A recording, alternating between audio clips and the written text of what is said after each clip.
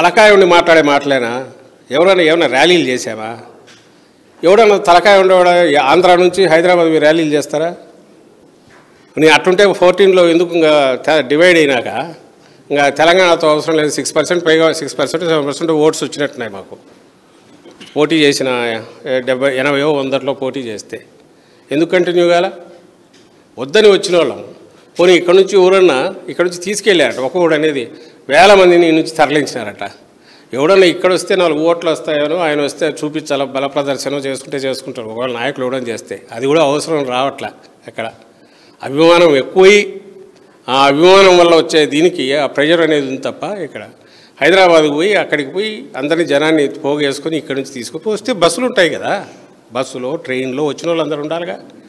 ఇంకా ఎవరో రప్పరప్ప అని పెట్టుకొని ఇంకోటి పెడితే దానికి వెనక ఎంకరేజ్మెంట్ ఉంటుంది అనుకుంటే చంద్రబాబు దగ్గర జరిగేవి చాలా చూపించవచ్చు.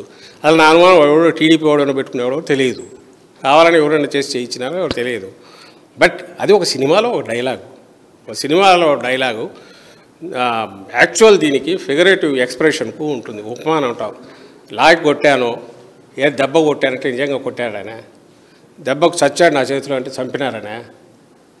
ఇది మేము వస్తాము రప్పరప్పలు ఆడిస్తూ వస్తామంటే మళ్ళీ జగన్మోహన్ రెడ్డి వచ్చేస్తాడా తన్నుకొని వస్తాడు అని ఊపు మీద అనే డైలాగు సినిమాలో డైలాగు. దాన్ని కొట్టుకొని ఒకడు లబలబ అయ్యా దేవరా కాపాడండి మమ్మల్ని చంపుతాడు 85 దాటి 87 దాటితే ఒకడు దాటితే ఇంక మమ్మల్ని ఎక్కడ బతకనిస్తారు దేవరా అయ్యా సుప్రీంకోర్టు చీఫ్ జస్టిస్ గారిని ఒకటి ఏడు ఇంకోడేది ఎన్కౌంటర్ చేసి ఆయన జగన్మోహన్ రెడ్డి అండి వాడికి కడుపుమంట. వీళ్ళకి ఎన్ని జెలుసులు డ్రమ్ములు సిరప్ తాపితే కూడా కడుపుమంట తగ్గుతుందో లేదు తెలియట్లా.